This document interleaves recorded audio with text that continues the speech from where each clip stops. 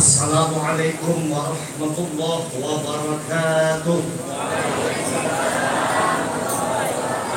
Assalamualaikum warahmatullahi wabarakatuh.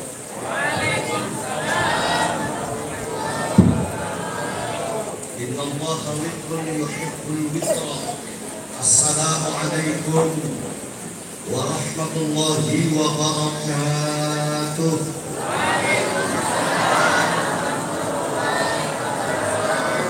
Bismillahirrahmanirrahim. Wa biridhallahi ta'ala wa biridhan Nabi Muhammad sallallahu alaihi wa alihi wasallam. Alhamdulillahi rabbil alamin. Wa bihi nasta'inu ala umuri dunya waddin. Wassalatu wassalamu ala asrafil anbiya'i wal mursalin wa ala alihi wa ashabihi ajma'in.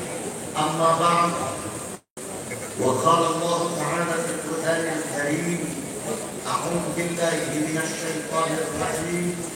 Bismillahirrahmanirrahim.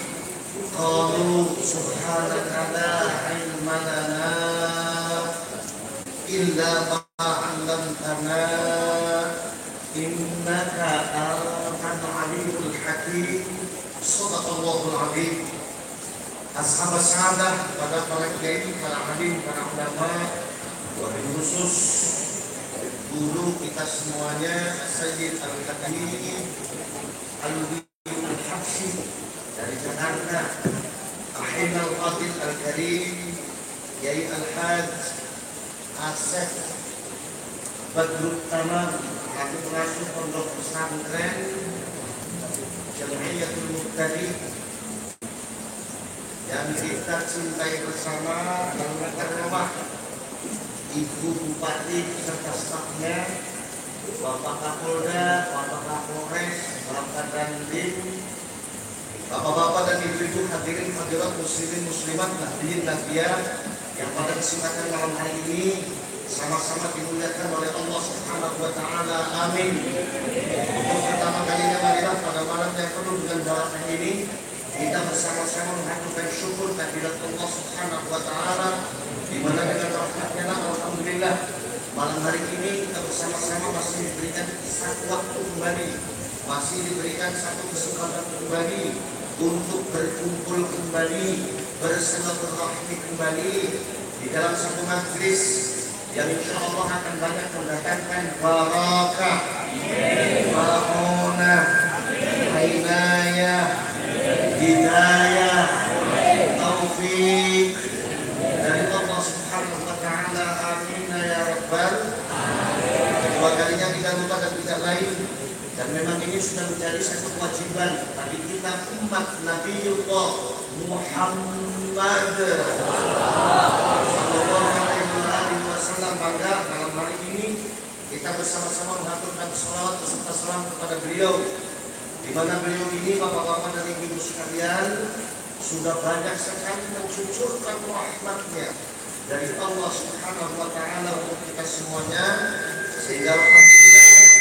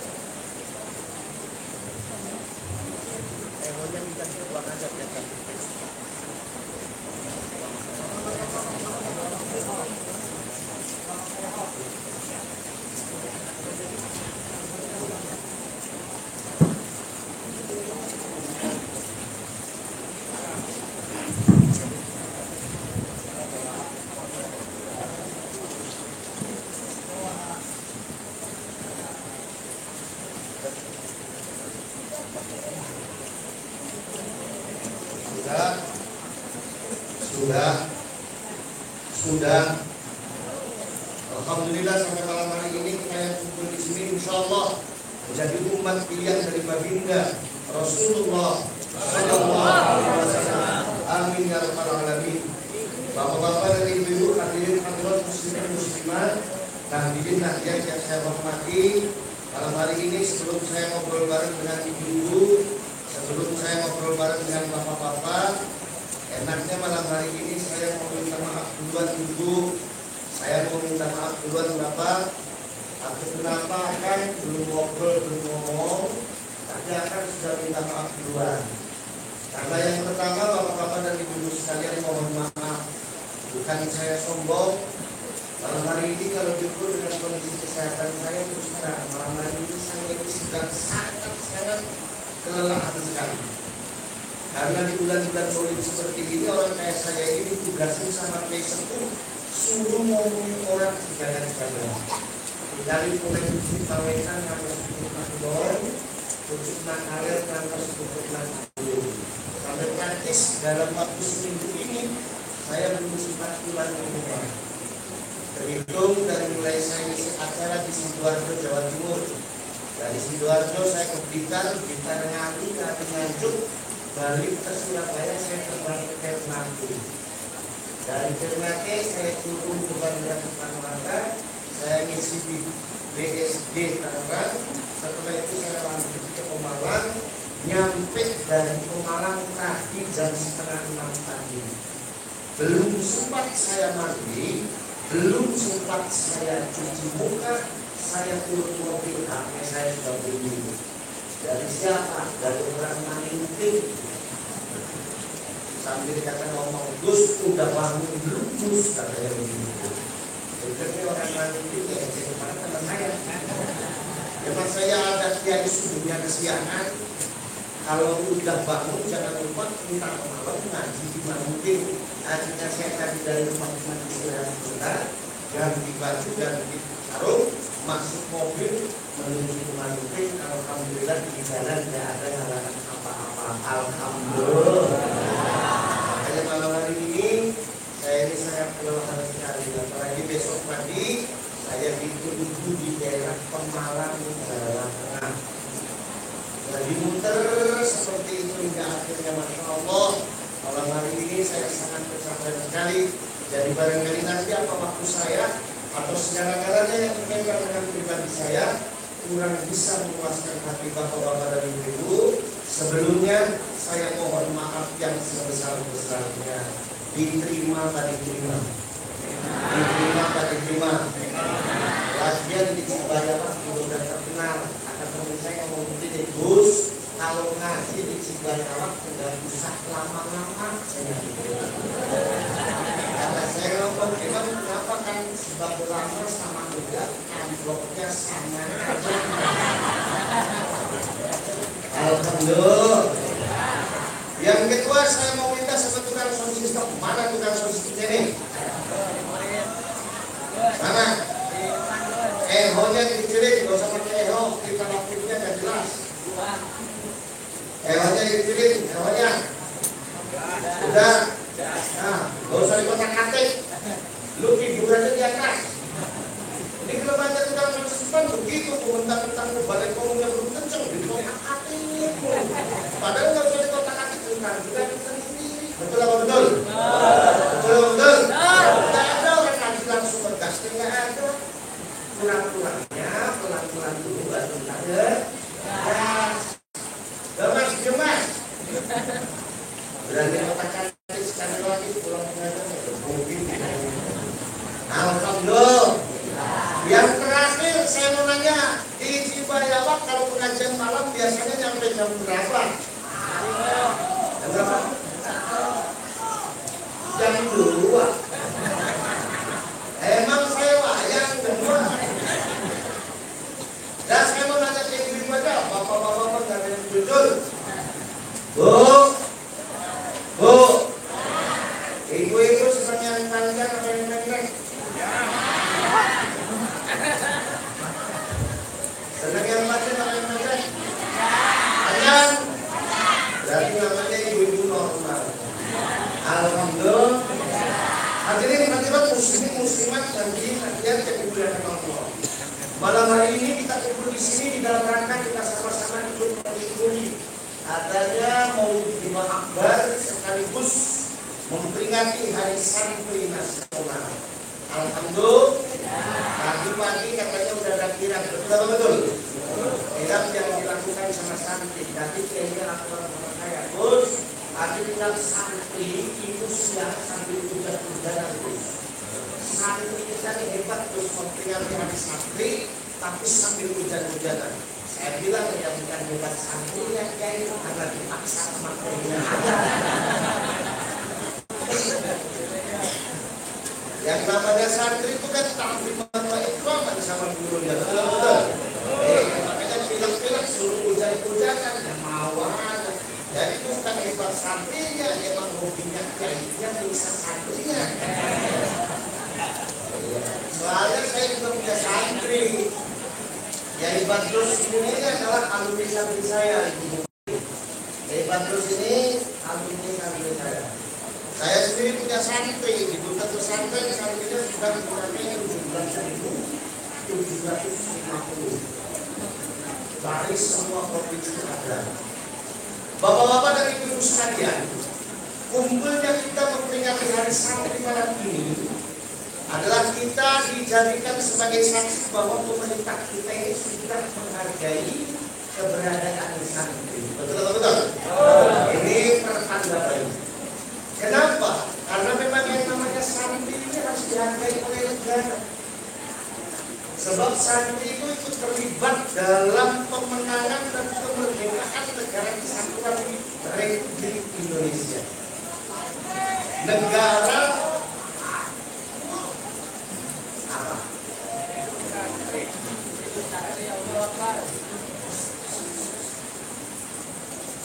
sudah yang dilakukan itu sendiri yang jadi ngaconya apa yang ribut di sana orang pada lihat ke sana yang lihat ke sana terus santri harus dihargai. Kenapa? Karena santri bukan hanya terlibat di dalam memerdekakan negara ini, tetapi santri ikut membuat negara ini. Tepatnya dulu di saat negara kita ini terancam krisis kepercayaan dari dunia internasional, di saat negara kita dianggap sebagai negara yang tidak memiliki kekuatan untuk membangun negaranya, di saat negara bangsa kita dianggap sebagai bangsa yang lemah, yang tidak memiliki komitmen untuk membangun negaranya, di saat seluruh tatanan bangsa Indonesia, mulai tatanan pejabat sampai politis dan bukan tidak ada yang mampu menjawab. Siapa yang mampu menjawab tantangan dunia internasional itu? Tidak lain adalah kaum kiai yang notabene santri. Lebih tepatnya lagi tanggal 10 November yang sekarang kita peringati sebagai Hari Pahlawan Nasional. Terbitnya Surabaya dari kekuasaan pasukan sekutu Belanda dikembalikan ke Papua Ibu Pertiwi Indonesia atas motor dari almarhum al-Maghfurlah Kiai Haji Hasyim Asy'ari dan almarhum al-Maghfurlah Kiai Abbas Pondok Pesantren kakek saya. Ini adalah momentum sejarah yang sangat diperhitungkan di mata dunia internasional. Kenapa? Sebab sejak peristiwa itu dunia internasional percaya dengan Indonesia, mendukung kemerdekaan Indonesia, mendukung berdirinya negara kesatuan Republik Indonesia sampai Indonesia jadi negara yang berdaulat dan besar seperti ini. Jasanya siapa? Jasanya para kiai yang notabene santri. Bahkan sejarah tidak hanya berhenti di sini, hadirin sekalian. Tepatnya lagi dulu, di saat negara kita terancam krisis kepercayaan dari dunia Islam internasional, di saat Soekarno-Hatta dipertanyakan secara hukum syariat atas kedudukannya menjadi seorang presiden dan wakil presiden, di saat seluruh tatanan bangsa Indonesia, awet mulai tatanan pejabat sampai politisnya, bukan tidak ada yang mampu menjawab. Siapa yang mampu menjawab tantangan dunia Islam internasional ini? Tidak lain kaum kiai yang notabene santri. Tahun 1946 beliau almarhum almarhumlah Yai Al-Haj Abdul Wahid Hashim beserta 5 orang ulama lainnya sebagai putusan dan mandat dari para kiai dan ulama pesantren di Indonesia maju di tengah-tengah konferensi negara-negara besar Islam dunia yang sekarang namanya OKI. Dengan tegas beliau mengatakan bahwa seluruh kiai dan ulama pesantren di Indonesia sepakat menyatakan sah atas kepemimpinan Soekarno dan Hatta sebagai presiden dan wakil presiden dengan dasar hukum al-waliyul amri ad-daruri bisyauka. Semua negara Islam Taslim di Indonesia membantu perjuangan Indonesia, membantu dakwah Islam yang ada di Indonesia nyampe di Indonesia jadi negara yang Islamnya lestari seperti ini. Jasanya siapa? Jasanya siapa? Ngomong kiai ditanya jasanya siapa? Memang susah kalau ngomong sama kotoran begini manggul oke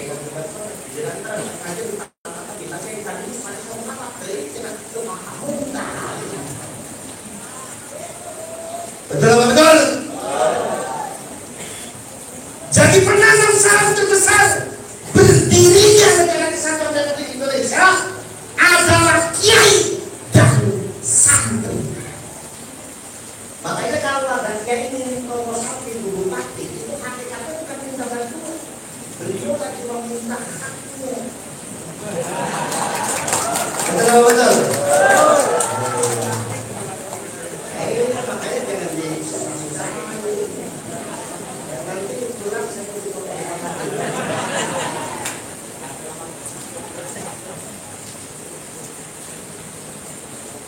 penanam saham berdirinya negara kesatuan Republik Indonesia adalah kiai dan ulama. Di hari ini tantangan kita banyak muncul kelompok-kelompok yang mencoba untuk menaklukkan Indonesia. Banyak munculnya kelompok-kelompok yang mencoba untuk menghina kiai dan ulama pesantren dalam hidupnya di Indonesia dengan berbagai macam propaganda yang sering kita dengar bersama. Mereka mengatakan kalau Indonesia negara tohut, negara kafir. Betul apa betul? Indonesia negara kafir. Indonesia negara yang tidak berdasarkan hukum Islam. Saya yakinkan orang yang mengatakan seperti itu adalah orang yang tidak tahu sejarah berdirinya Indonesia. Kenapa? Sebab kalau kita flashback kembali ke Indonesia, kembali kepada perjuangan Indonesia, yang membuat negara kesatuan Republik Indonesia adalah kiai dan santri. Kalau kiai dan santri yang membuat negara Indonesia ini, menurut hadirin sekalian, mungkin ya kiai dan santri lari dari agamanya Allah Subhanahu wa Ta'ala. Namun kalau negara ini yang membangun kiai dan ulama, santri mungkin tidak. Kiai dan ulama santri lepas dari hukum Allah Subhanahu wa Ta'ala. Tidak mungkin. Wong kiai itu jangankan bikin negara yang tanggung jawabnya dunia akhirat. Kiai itu bikin kobornya santri satu kali aja, istiqomahnya gampang kali. Betul apa betul? Karena yang berdirikan negara kesatuan ini adalah kiai dan ulama, juga santri. Enggak mungkin kiai dan ulama lari dari hukumnya Allah. Maka kata kiai dan ulama pesantren mengatakan bahwa didirikannya negara kesatuan Republik Indonesia ini didasarkan pada 2 sejarah Rasulullah Sallallahu Alaihi Wasallam. Sejarah yang pertama itu adalah sejarah Piagam Madinah. Yang 5 isi pokoknya di antara lain adalah kebebasan beragama bagi umat Madinah. Yang kedua, setiap umat Madinah mendapatkan hak perlindungan dari negara. Yang ketiga, sumpah setiap masyarakat Madinah memiliki sama di depan hukum negara. Dan yang keempat, pluralisme. Kenapa Piagam Madinah memasukkan pluralisme? Karena pluralisme ini adalah fitrah syariah. Pluralisme itu fitrah syariah. Betul. Kenapa? Karena Allah sendiri plural. Allah tidak pernah menyebut dirinya Allah kepada orang yang belum beriman. Contoh ayatnya, ya ayyuhan nasu ubudu rabbakum, kata Allah. Wahai manusia, beribadahlah kamu kepada Tuhanmu. Allah hanya akan menyebut dirinya Allah pada orang-orang yang sudah beriman. Contohnya, ya ayyuhan ladzina amanu taqullaha. Wahai orang-orang yang beriman, bertakwalah kamu kepada Allah. Yang kedua, sejarah Fathu Makkah. Sejarah dibukanya kota Mekah. Ketika Nabi Muhammad membuka kota Mekah, kurang apa Nabi Muhammad? Umat Islam ketika itu jumlahnya sudah jutaan. Sementara orang kafir Quraisy hitungannya 300-an. Kalau Nabi Muhammad balas dendam, gampang sekali dan Nabi Muhammad dijamin menang. Orang Mekah pun menyangka seperti itu. Ketika Rasulullah datang dengan umatnya, orang Mekah khawatir Nabi Muhammad balas dendam. Maka orang Mekah lari meninggalkan rumahnya masing-masing. Sampai diumumin di atas Ka'bah. Wahai orang Mekah, Muhammad datang membawa rombongannya. Pastinya mereka akan balas dendam kepada kita. Ayo kita tinggalkan rumah kita masing-masing. Orang Mekah lari. Tapi apakah benar Rasulullah itu balas dendam? Ternyata enggak. Malah ketika melihat orang Mekah lari tinggalkan dengan kehadirannya, Rasulullah dengan lantang memanggil mereka. Kata Rasul, ya ahla Makkah, wahai orang Mekah, jangan pada lari. Saya mau bersaudara dengan kalian. Wahai orang Mekah, kalian jangan pada lari. Saya datang ke sini ingin berteman dengan kalian. Sebegitupun orang Mekah tetap tidak percaya.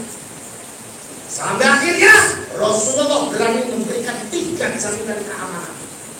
Kata Rasul, ya ahla Makkah, man dakhala fi baitihi fahuwa amin, wa man dakhala fi baiti Abi Sufyan fahuwa amin. Orang Mekah, kamu masuk rumah kamu sendiri aman.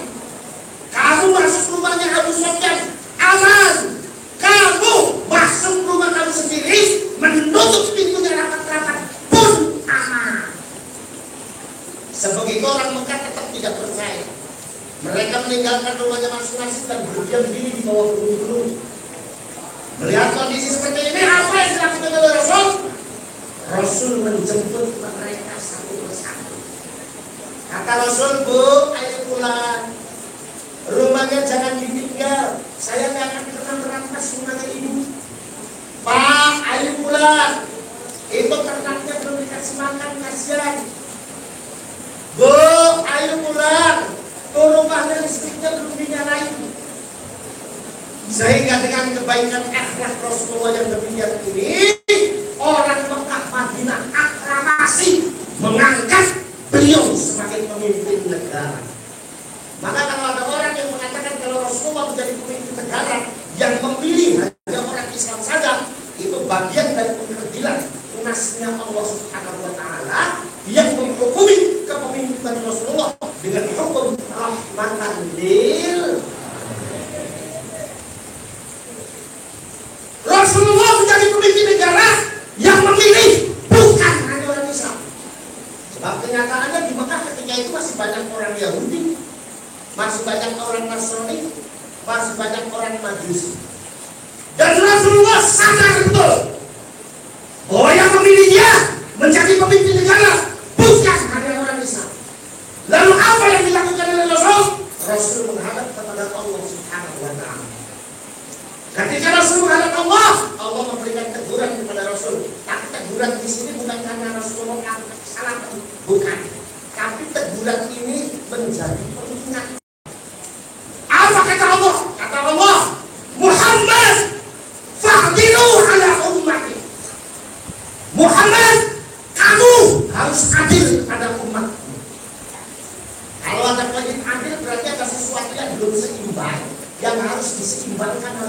Rasulullah Sallallahu Alaihi Wasallam. Rasulullah faktanya cerdas. Beliau paham betul peringatan Allah tadi mengandung satu perintah bahwa dirinya diperintahkan untuk menegakkan keadilan di dalam kehidupan berbangsa dan bernegara. Lalu apa yang dilakukan oleh Rasul untuk membangun keadilan di dalam kehidupan berbangsa dan bernegara? Apa Rasulullah menjadikan Al-Quran sebagai hukum negaranya? Enggak. Apa Rasulullah menjadikan hadisnya sebagai undang-undang negaranya? Enggak. Lalu apa yang dilakukan oleh Rasul untuk membangun keadilan dalam kehidupan berbangsa dan bernegara? Rasul tidak menjadikan Al-Quran sebagai hukum negaranya. Rasul tidak menjadikan hadisnya sebagai hukum negaranya. Tapi Rasul membangun mu'ahadah wataniyah, kesepakatan hidup dalam satu naungan hukum dan negara. Di antara yang disepakati, kalau ada orang Mekah Madinah melakukan kesalahan, maka dia akan dihukum sesuai dengan hukum agamanya masing-masing. Maka ketika Rasulullah memotong tangannya orang Nasrani, mohon maaf, yang kedapatan menculik dan barang curiannya lebih dari 1 pisau, mohon maaf, ketika itu belum hukum Islam, masih hukumnya pada kita. Ketika Rasulullah pernah kejar orang Yahudi dan mengasingkannya 1 tahun karena melakukan zina ghairul muhsan, mohon maaf, ketika itu sudah belum hukum Islam, tapi masih hukumnya kitab Taurat. Walaupun pada akhirnya dua-duanya diwakilkan juga di dalam Al-Quran sebagai bukti bahwa Al-Quran kitab lengkap bagi kitab-kitab yang lainnya.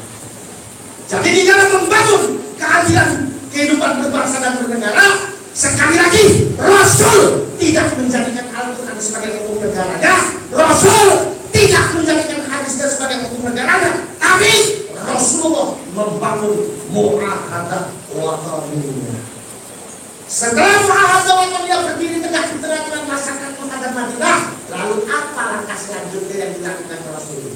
Rasul mengumandangkan bahasa nasionalisme kebangsaannya.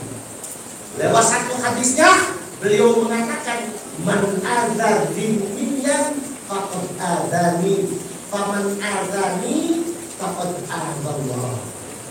Kata Rasul, barang siapa orang yang menyakiti orang kafir dhimmi, dia berarti menyakiti aku, dan barang siapa yang menyakiti aku berarti menyakiti Allah Subhanahu wa ta'ala. Orang kafir dhimmi itu siapa? Orang non-muslim yang semangat hidup damai dengan orang Islam, itu namanya orang kafir dhimmi.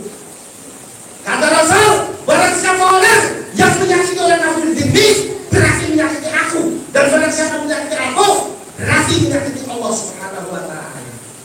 Yang jadi pertanyaan, siapa yang berani mengatakan kalau konteks dikeluarkannya hadis itu adalah bentuk pembenaran Rasul terhadap akidah orang kafir? Tidak ada yang berani. Muhaditsin min mutaqaddimin hatta mutaakhirin tidak ada yang berani. Kenapa? Karena konteks dikeluarkannya hadis itu adalah bentuk dari nasionalisme kebangsaan Rasulullah Sallallahu Alaihi Wasallam, dan ini yang menjadi masalah besar bagi para kiai dan para ulama pesantren di dalam mendirikan negara kesatuan Republik Indonesia. Kiai dan ulama pesantren tidak menjadikan Quran sebagai hukum negara, bukan karena kiai dan ulama pesantren tidak paham dengan Quran. Kiai dan ulama pesantren tidak menjadikan hadisnya Nabi sebagai undang-undang negara, bukan karena kiai dan ulama pesantren tidak paham dengan hadisnya Rasul, tapi kiai dan ulama pesantren lebih memilih mu'ahadah wataniyah karena itu yang sudah dicontohkan langsung oleh baginda Rasulullah Sallallahu Alaihi. Pertanyaan kedua, lalu mana mu'ahadah wataniyah kita sebagai orang Indonesia? Bentuknya 4 pilar kebangsaan. 1, Pancasila. 2, Undang-Undang Dasar 45. Yang ketiga, Bhinneka Tunggal Ika. Dan yang keempat, Negara Kesatuan Republik Indonesia. Maka wajar Mbah Wahab Khasdullah, pendiri Jam'iyah Nahdlatul Ulama, mengatakan hubbul watan minal iman. Mbah Abbas, pondok pesantren mengatakan hubbul Indonesia minal ibadah. Kata Mbak Wahab, cinta tanah air bagian daripada iman. Kata Mbak Abbas untuk pesantren, mencintai Indonesia adalah bagian dari ibadah untuk kita semua orang Islam. Maka kalau ada orang yang ingin mengganti Indonesia menjadi negara Islam, tanyakan oleh mereka, Islam ala siapa? Kalau mereka menjawab Islam ala Rasulullah, tolak oleh kita sebagai santri, bukan Islam ala Rasulullah, tapi Islam ala cintamu itu. Betul apa betul?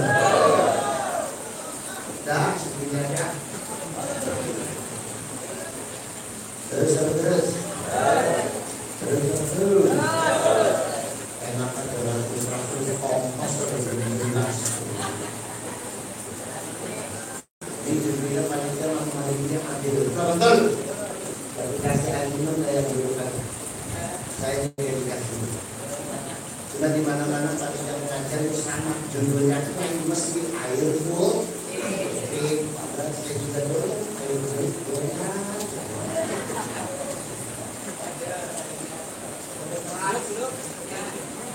Alhamdulillah. Nah, tantangan kita yang kedua di hari ini orang sudah banyak yang gak cinta sama kiai, termasuk orang yang Cibaya lah. Aku dengan aku aja. Orang Cibaya lah sudah gak ada yang suka kiai. Buktinya bagus. Buktinya orang Cibaya kalau manggil dangdutan berarti puluhan juta. Bukan manggil kiai suruh ceramah sejam kayak ngomong sampai mulut pada menir. Pulang 7.500. Nauzubillah min. Padahal jelas daunnya Rasul mautul alim, mautul alam. Wafatnya kiai, wafatnya ulama, kiamat dunia, jeng mati dunia, jeng rusaknya dunia. Betul betul. Betul betul. Lamun bupati mati gampang dengan gantinya. Wong sang mati bae membuat tos kayak salapan.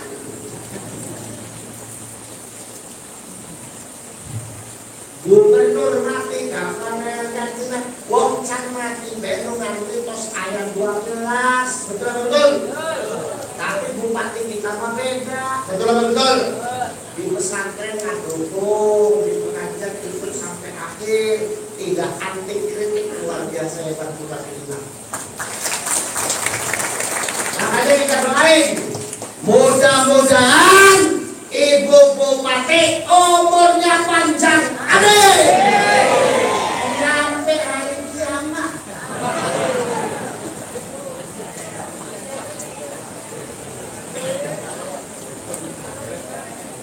Kalau orang-orang udah mati, semati dari dulu mati doang, dia. Alhamdulillah, men.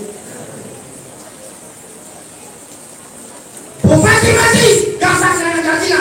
Gubernur mati, gampang dengan gantinya. Presiden mati, gampang dengan gantinya. Kalau kiai, ulama, wafat, sah, biasa dengan gantinya. Susah juga. Susah juga. Susah itu. Jangankan kiai, jangankan ulama. Lagi imam tajuk baik. Imam naon? Tajuk, ngatos kan tajuk ngatos. Tajuk kenaon? Bola. Bola kenaon? Tanggang. Tanggang. Sudah.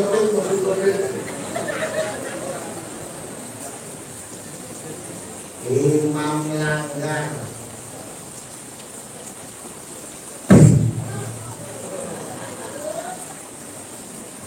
Mati. Lepas susah dan guna. sekali namun untuk para dulu sudah orang yang tua akan bilang sholat menanya sahabat bisa kena sauna Allahu Akbar Allahu Akbar.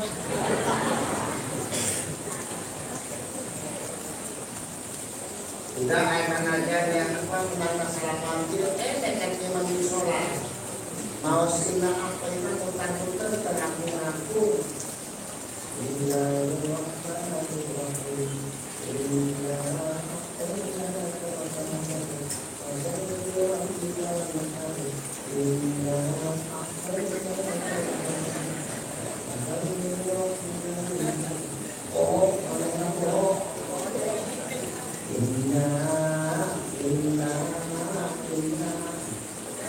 makmum paling terkenal dasar makmum nama goblok. Terus penting masih bayarnya enggak rampung akhirnya berisikan tak ilmu saya sauna inalillah si imam dasar imam goblok dari sarwa itu makmum kan lu penting mas sholatnya enggak rampung akhirnya asli makmum ditampung dijelaskan innalillahi wa inna ilaihi raji'un. Dulang tuh goblok deh, makmum balik dewe. Isi gana kunci banyak lagi. Tanya-tanya ujuk-ujuk. Amin. Makmum jeung imam sahabat goblokna alhamdulillah amin. Umat banyak baik, umat banyak ulama yo. Sebagai kader pesantren kita sama-sama ikut berkhidmat di dalam perjuangan kiai dan ulama untuk agama bangsa dan negara. Setuju? Setuju? Ini penting ada di kita. Sebab apalagi kalau kita bicara di dalam wilayah caranya musuh Islam menghancurkan kita orang Islam. 13 negara Timur Tengah karena negara sekumpil Yahudi namanya. Saudi Arabia dengan kewahabiannya habis. Tunisia habis. Syria habis. Libya habis. Mesir habis. Yaman habis. Indonesia target berikutnya.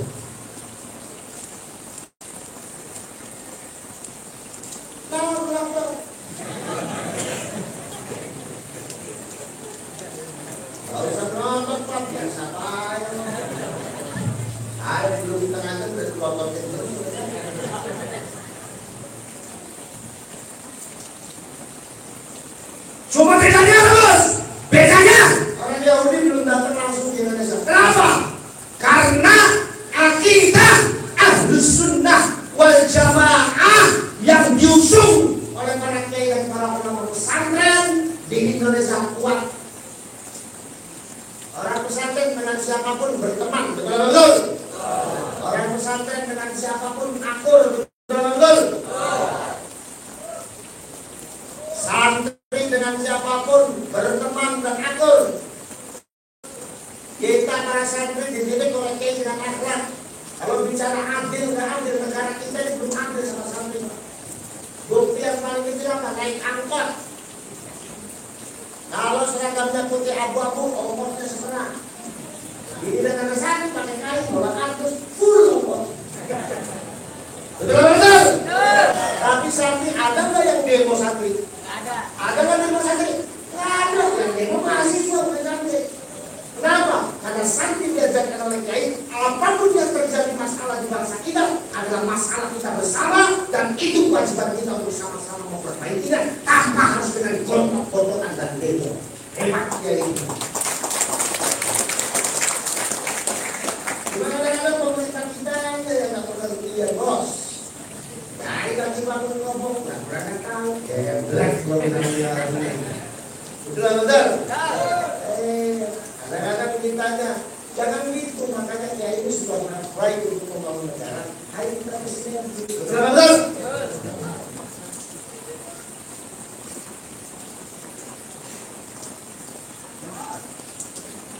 Hadir kiainya membangun para kiai. Maka satu yang berkewajiban untuk menjaga Indonesia ini. Tantangan kita berikutnya adalah banyaknya aliran-aliran di Indonesia yang berafiliasi kepada musuh Islam yang ingin merusak Islam di Indonesia. 13 negara Timur Tengah kalah dengan negara sekutu. Dan Indonesia menjadi target berikutnya. Untungnya orang Yahudi belum pernah tindakan langsung di Indonesia karena kiai dan ulama. Lihat kiai kita di pesantren, dia udah sepuh, gak dapat gaji dari mana-mana, tapi ikhlas ngurus pesantren. Betul-betul. Lihat kiai kita, dia udah sepuh, gak dapat gaji dari mana-mana, tapi ikhlas ngurus majlis taklimnya, madrasah. Sehingga orang Yahudi itu paling susah difantil orang pesantren. Orang pesantren Indonesia kelaparan juga masalah. Saat ini mah bisa makan apa aja. Betul-betul. Bapak-bapak dan ibu. Tapi bukan berarti orang Yahudi takut dengan pesantren, lalu orang Yahudi tinggal di mana? Enggak. Orang Yahudi terus mencari cara bagaimana caranya Islam hancur di Indonesia. Mereka tahu bahwa basis Islam di Indonesia pesantren. Maka orang Yahudi untuk merusak Islam di Indonesia yang pertama harus dirusak sama pesantren. Kalau pesantren rusak, Islam di Indonesia dengan sendirinya akan rusak. Malam.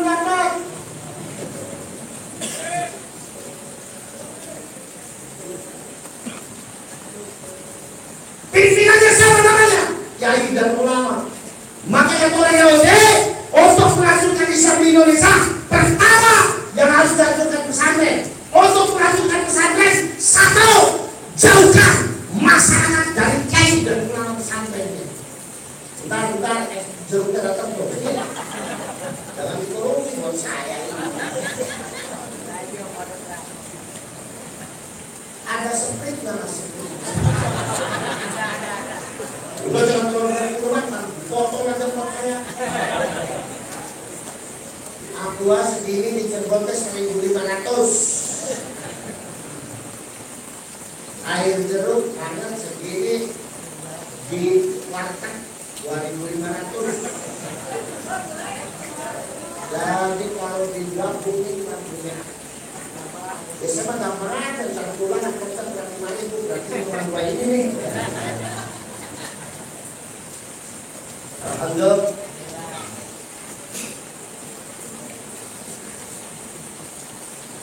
untuk merajukan pesantren, jauhkan masyarakat dari kiai dan ulama pesantrennya, jauhkan masyarakat dari madrasahnya, jauhkan masyarakat dari majelis taklimnya. Biar apa? Biar orang di Indonesia goblok dengan agamanya, tidak terbina oleh kiai dan ulamanya. Kalau begitu gampang dibelokkannya.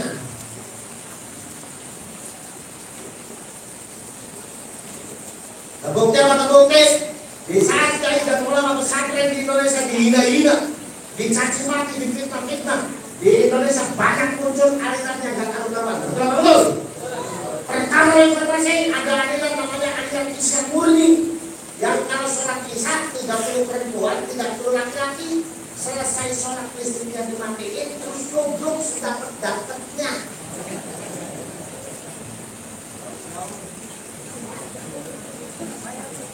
Saya tadinya mau ikut. Buru-buruan dulu. Saya ngomongnya aliran tetap barang, mantain udah itu. Namun juga deh. Pertengahan reformasi, aliran namanya aliran Islam Jasun, Jawa Sunda, pusatnya di Losari Brebes, nabinya namanya Tumimin, tukang bakso aku jadi nabi namanya tuh. Ini kata saya ngomong, masa nabi namanya Tumimin? Ya tuh nabi. terutama di sholawat Al-Quran. Masa tak bisa berdeketin dengan kepada sallu ala ini.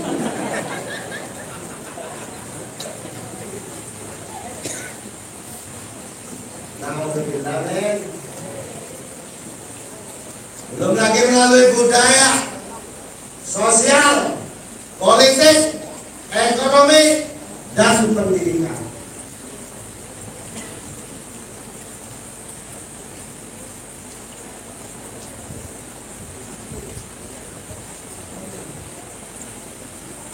Ojok-ojok zaman reformasi banyak orang ngaku jadi nabi, betul atau betul? Yang terkenal namanya Ahmad Musodik, pelatih bulu tangkis ngaku jadi nabi bu. Menang wahyu di Bogor, cek kurang ngomong, kurang maka Bogor menang matales bapak. Belum selesai musadek, jebol nih. Giliran perempuan bikin gara-gara. Naon yang diaku gak tanggung-tanggung, bukan nabi, salah. Malaikat Jibril. Saya namanya salah. Sabu Lia Edan. Perempuan ngaku jadi malaikat jin. Akhirnya ditangkap polisi. Makanya saya ngomong, polisi sealam dunia yang paling top markotop cuma polisi Indonesia doang. Bisa nangkep malaikat Jibril.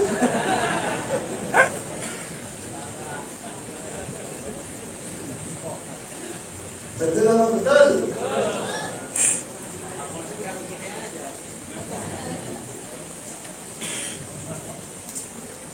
Belum selesai yang edang, saya gini bu, pernah habis ngajar di Jakarta, pulangnya saya mampir ke ITS Paramas Jakarta, supermarket besar. Lagi enak-enaknya berdiri, kata sampahnya ngomong gini, Pak, minggir Pak, minggir. Ada apa sampah? Malaikat Jibril mau lewat. Saya tunggu-tunggu kata yang kuasa Pak, si Lia Edan itu. Saya buntutin dari belakang, gak tahu masuknya kemana. Supermarket karena undus, mohon maaf ya, kermilih utang.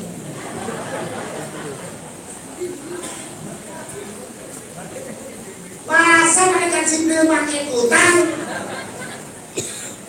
Ya kata Quran aja, kata Quran yang namanya malaikat Jibril itu jangan nama lebarnya 1000 dunia. Jangan. Sekarang kita pikirin kalau malaikat Jibril pakai utang.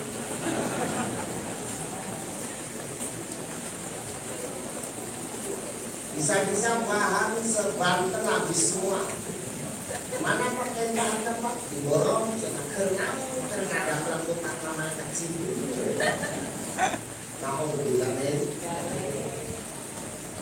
Belum selesai saya ikan, masuk lagi.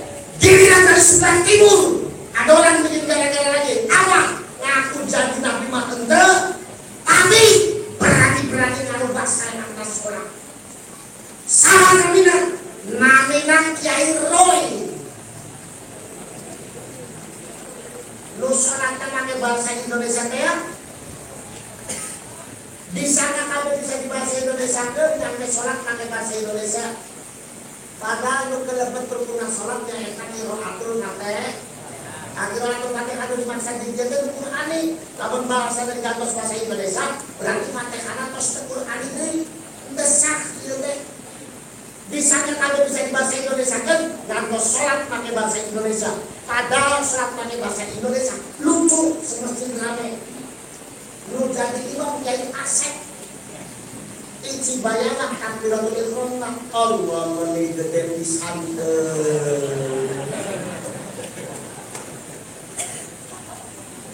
Masa sholat siang itu di sana semua bisa di bahasa Indonesia. Iya mah iya. Tapi yang gak gitu-gitu amat.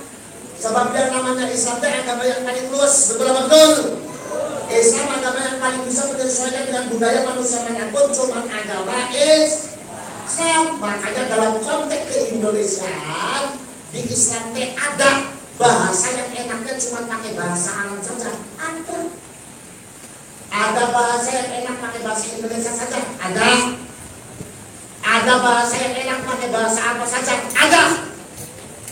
Contoh bahasa yang enak pakai bahasa apa saja. Contoh bahasanya apa, Gus? Bahasanya tembang sholawatan. Kata orang Cibayawak tembang sholawatan. Hayu rencang sami ulang cinta ibadah. Ulang cinta ibadah. Jaminan surga. Ulang cinta ibadah. Jaminan surga. Tembang sholawatannya orang Cibayawak. Di Cibayawak kanetan mana Solo, cekulan Solo tembang sholawatan. Hayu ponco podo, endang remeni podo, uang remeni podo, jaminan suarga, uang remeni podo, jaminan suarga. Tembang sholawatannya orang di Solo, Pakulo, di mana Betawi. Cekulan Betawi tembang sholawatan. Hayu kawan sambil ide seneng ibadah, orang senang ibadah, jaminan surga. Orang senang ibadah, jaminan surga. Sholli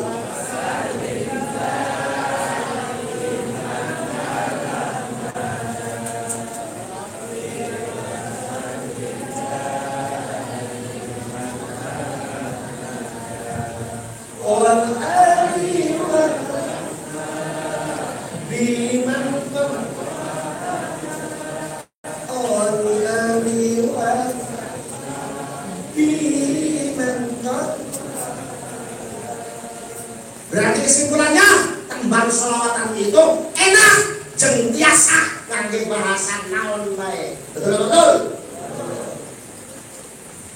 Yang kedua, di Islam aya bahasa enaknya pakai bahasa Arab bae. Aya. Jangankan di bahasa Indonesia ke lagi Sunda yang biasa kita ngomong aja nggak enak ada. Contoh bahasa naon Gus?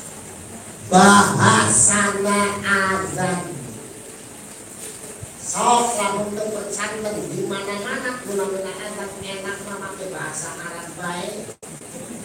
Bapak-bapak ke Amerika azan mah pakai bahasa Arab bae. Ibu-ibu ke Eropa azan mah pakai bahasa Arab bae. Sebab guna-guna azan enak namun pakai bahasa Arab. Lan di syariat kalian cuma pakai bahasa Arab.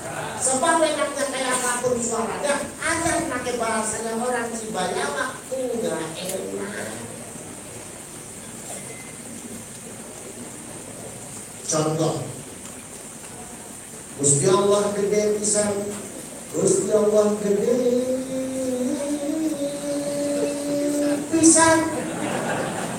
Enak apa enggak? Enak apa enggak? Yang terakhir, di Islam ada bahasa yang enaknya cuma pakai bahasa Indonesia aja. Ada. Jangankan di bahasa Arab kan, lagi Jawa yang biasa saya ngomong aja nggak enak, ada.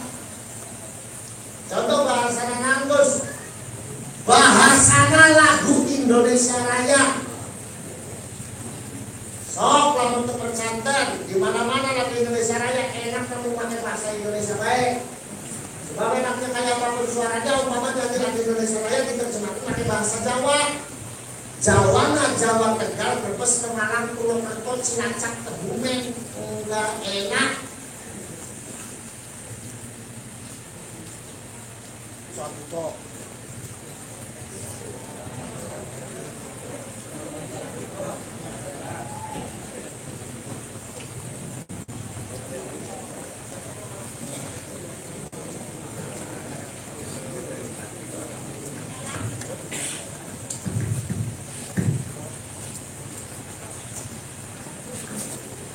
Orang yang terakhir biasanya mikir begini. yang kurang ajar kan yang pertama-tamanya nggak bisa setrum doang. Ada bahasa yang dikatakan cuma bahasa Indonesia saja. Contohnya bahasanya lagu Indonesia Raya. Lagu Indonesia Raya di mana-mana yang enak cuma pakai bahasa Indonesia. Sebab seenak kayak apapun suaranya, umpama dari lagu Indonesia Raya diterjemahkan pakai bahasa Jawa, Jawana, Jawa Tegal, Brebes, Malang, Purwokerto, Banyumas, Cilacap, Kebumen, udah enak. Contoh, Indonesia tanah airku, tanah tumpah darahku, di sanalah aku berdiri, jadi pandu ibuku. Di belakang ada ulang Brebes, Tegal, Pemalang, Purwokerto, Cilacap, Kebumen, bareng-bareng ikut nyanyi pakai bahasanya sendiri. Indonesia lemah bangunnya, lemah kita gedenya, kekakarannya ngadeg, jadi terkenal bokehnya. Enak gak? Enak gak? Gak enak, di samping gak enak, kata yang ngomong anjing, bukan apaan. Betul apa betul? Belum selesai Jairun, masuk lagi. Giliran caranya orang Yahudi menghancurkan kita orang Islam dengan menggunakan orang Islam sendiri. Bagaimana caranya? Yang bentuk organisasi-organisasi yang mirip dan seolah-olah paling Islam, tapi yang ada merusak kehidupan Islam. Ciri-cirinya kumatus, gampang. Lawan ayo organisasi ngakulah Islam, tapi ngajak kita khianat dengan mu'ahad atau wawadiyahnya, khianat terhadap bangsa dan negaranya. Ada organisasi ngakunya Islam, tapi ngajak kita untuk benci kepada pemerintah yang sahnya. Ada organisasi ngakunya Islam, tapi ngajakin kita untuk benci kepada kiai dan ulama pesantrennya. Ada organisasi ngakunya Islam, tapi senang ngapilkan orang Islam lainnya, ngapilkan ibadah orang Islam lainnya, tak organisasinya. Yang jadi kaget siapa? Kita orang pesantren. Orang pesantren yang cinta kiai dan ulama, betul apa betul? Orang pesantren yang cinta terhadap negara kesatuan Indonesia, betul apa betul? Orang pesantren yang hormat karena pemerintah nusakna. Orang pesantren yang suka muluda. Orang pesantren yang suka rajaban. Orang pesantren yang suka tahiyah dipindah-pindahkan, diharam-haramkan, cina sauna. Naon eta teh rajaban bid'ah haram. Naon eta teh Indonesia negara kafir haram. Makanya kalau ada orang begini di sini Pak, gak usah diajak debatkan, saya murid tidak apa-apa. Terus diapain terus? Kaprokin aja. Muludan, rajaban, bid'ah haram. Saya jawab, mungkin lu berani ngalamin muludan sama rajaban, mending berantem aja sama saya. Kata teman saya ngomong, emang kenapa? Lah saya yang panggil bikin saya.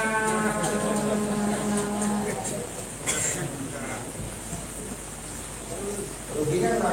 Ya kalau gak ada muludan sama rajaban, ntar gak ada yang undang saya, goblok. Betul apa betul? Betul apa betul? Yang hadir di sini semuanya orang pesantren nih. Orang pesantren nih.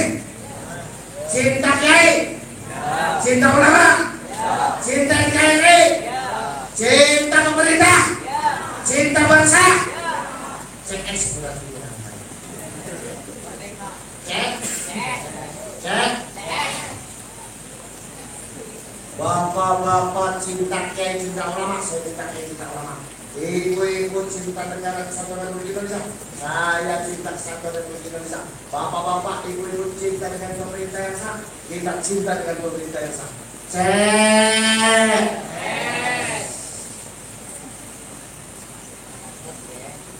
Makanya karena CDS, malam ini saya ngaji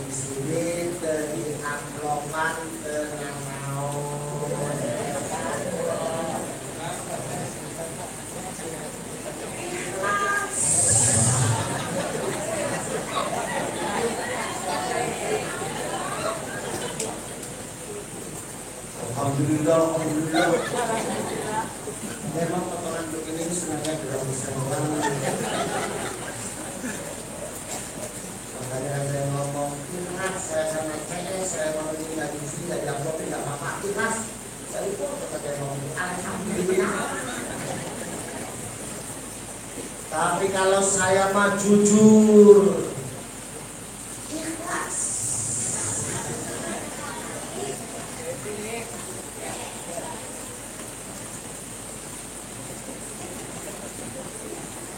Ikhlas.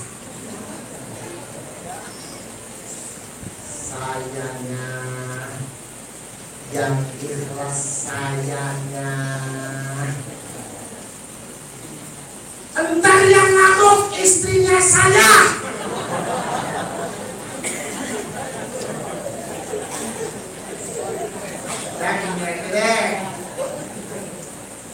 Boleh nggak saya jujur? Boleh? Orang Cibayawak. Boleh saya jujur? Boleh? Boleh saya jujur? Jujur maaf Bupati ya.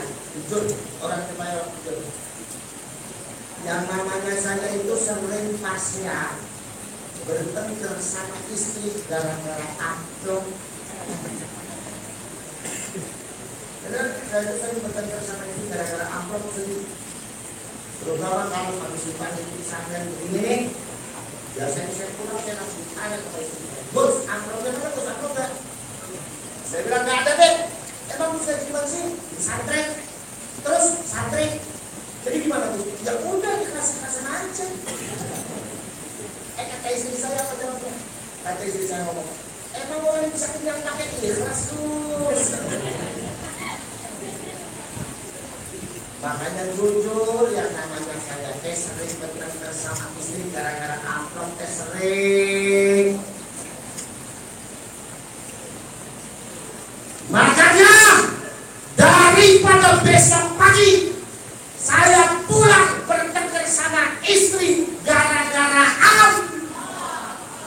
malam ini panitia dan amplopin dan panitia yang saya gebuki.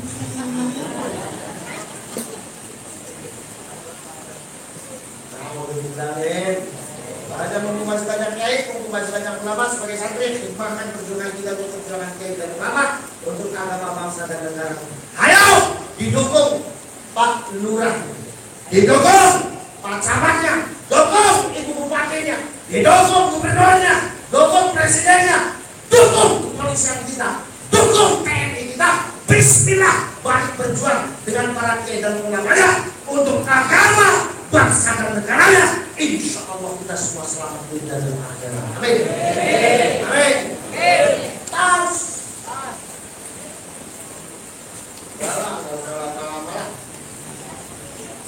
Saya pernah pengajian sambutan panitia malah ngebutin nama saya. Sambutan atas nama panitia. Assalamualaikum warahmatullahi wabarakatuh. Sampai sekalian, pengajian kali ini kita memperoleh balas sekitar 5 juta untuk pesanan 500.000. Saya belum naik ongkosnya udah tahu 500.000. Ya bilang 1 menit kalau 500.000. Ya, ini orang-orang kayak Ibu Bupati ini orang yang mulia dari jabatannya. Betul nggak betul? Menjadi bupati itu mulia, asal taat dengan hukumnya, wafat ketika bertugas. Insya Allah salim. Kita kerjain nama pesantren. Cuma kalau saya lebih memilih jadi kiai daripada jadi pejabat. Kenapa? Jadi pejabat salah dikit, korupsi dikit, masuk penjara. Jadi kiai lebih enak 1 jam marahin orang, pulang marahin amplop itu ya.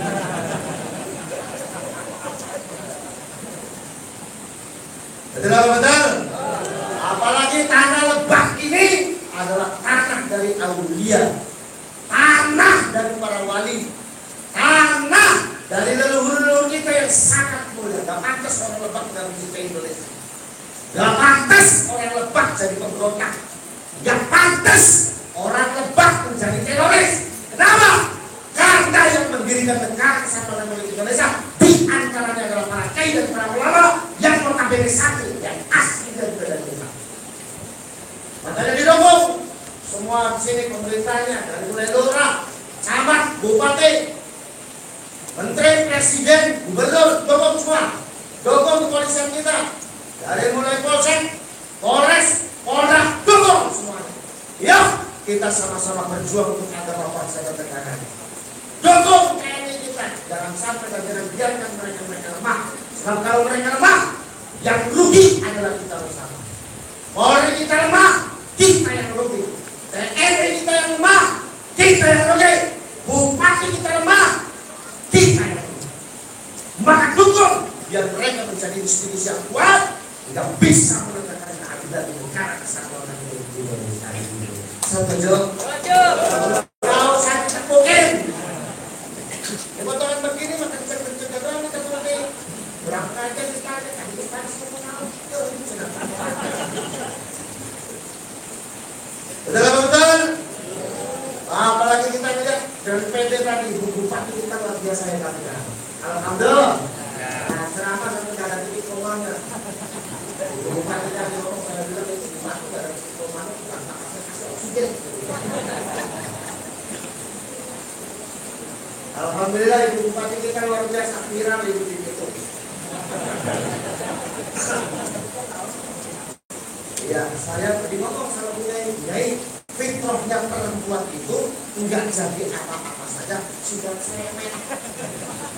Ini jadi bupati, boleh berarti 10 kali lipat. Ternyata benar juga ibu bupati kita tugasnya luar biasa. Saya suka dengan pemimpinan perempuan ini.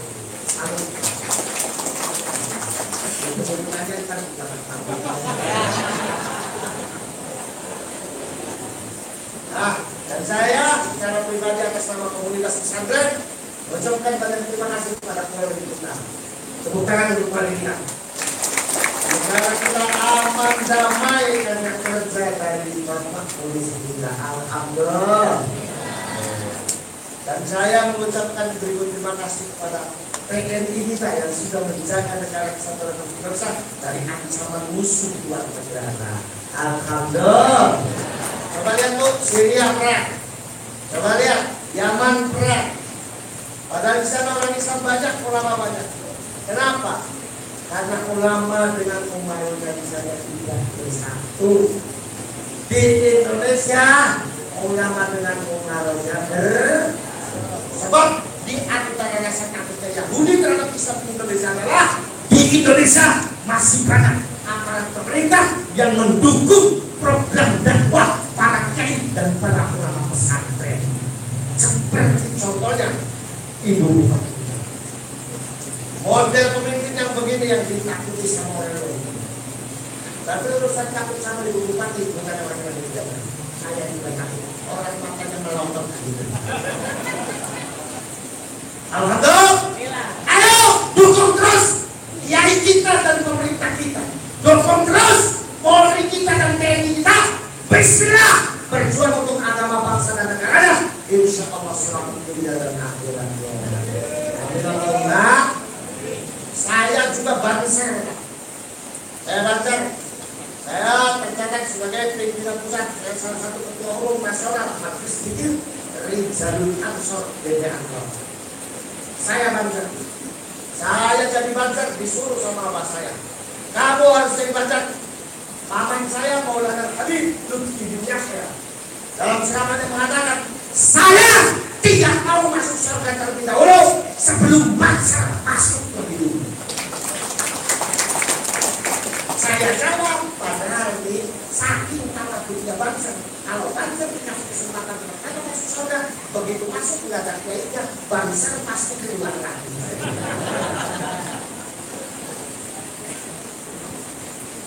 Saya banser. Kita diajak oleh para kiai dan para ulama kita untuk menghormati semua warga negara Indonesia. Karena cinta dengan Indonesia adalah ibadah bagi kita semua umat Islam yang ada di Indonesia.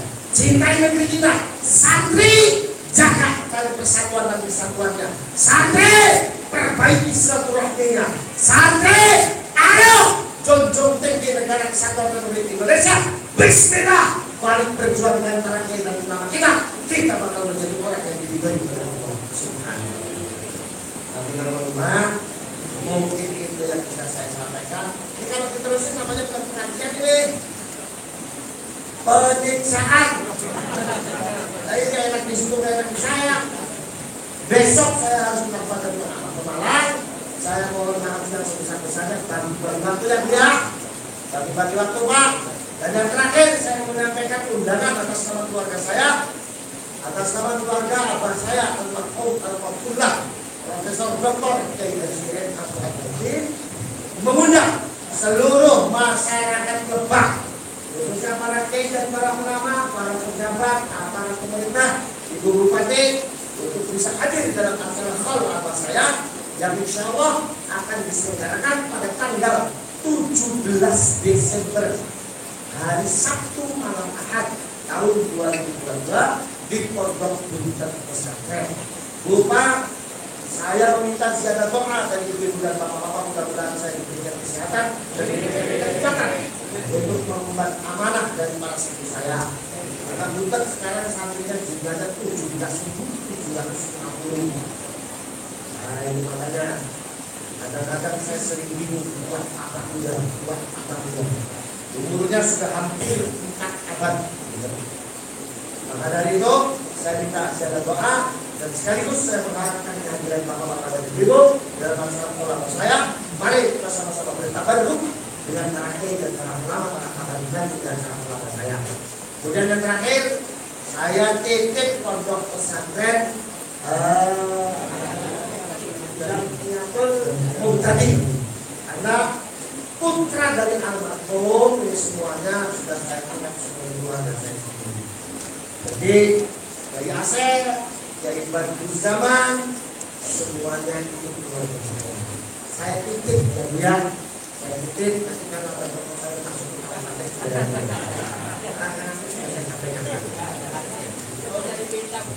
Alhamdulillah. Nah itulah bapak-bapak dan ibu sekalian. Dan yang terakhir lagi saya atas nama Kiai Sepuh saya diberitakan untuk menyampaikan ini. Kata Kiai Sepuh, ayo orang pesantren, orang NU berbeda, mulai malam ini dibaca lagi selawat Ibrahim. Setelah habis sholat 13 kali dan selawat asyhir. Setelah habis sholat 13 kali. Kenapa? Ibu itu bapak-bapak pada merasanya musim hujan sekarang banyak sekali orang yang sakit.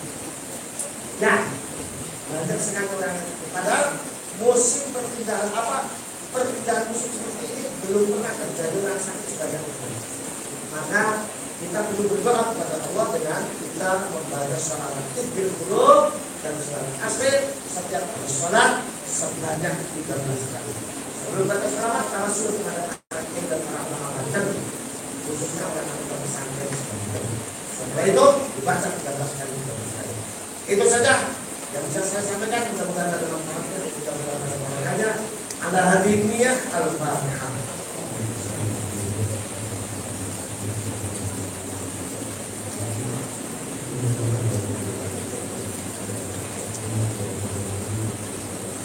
A'udzu billahi minasy syaithanir rajim. Bismillahirrahmanirrahim. Alhamdulillahi rabbil alamin. Hamdan lisyakirin, hamdan dakirin, hamdan dahirin, hamdan yuwafi ni'amahu wa yukafi mazidah. Ya Rabbana lakal hamdu kama yanbaghi li jalali wajhika wa 'azimi sultanik.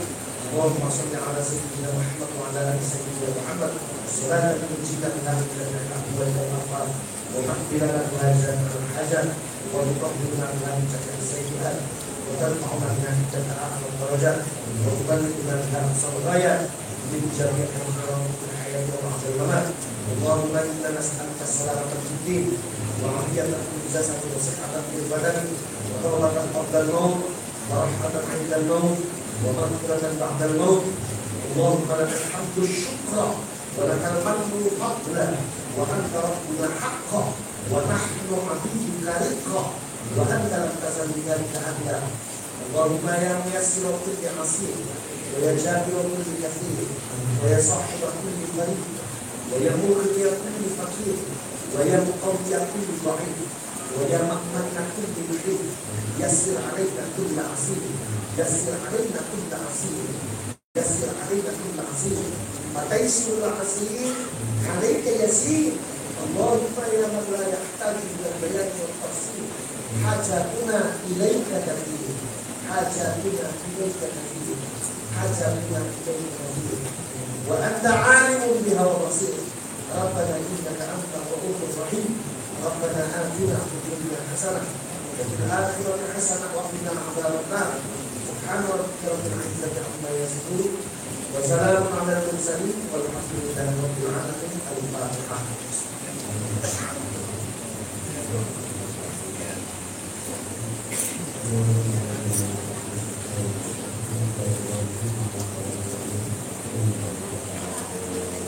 Rabbil wal walidayya amin wa akhiru da'wana wa da'wahum alhamdulillah rabbil alamin wallahu al-muwaffiq ila aqwamit thariq. Wassalamu alaikum warahmatullahi wabarakatuh.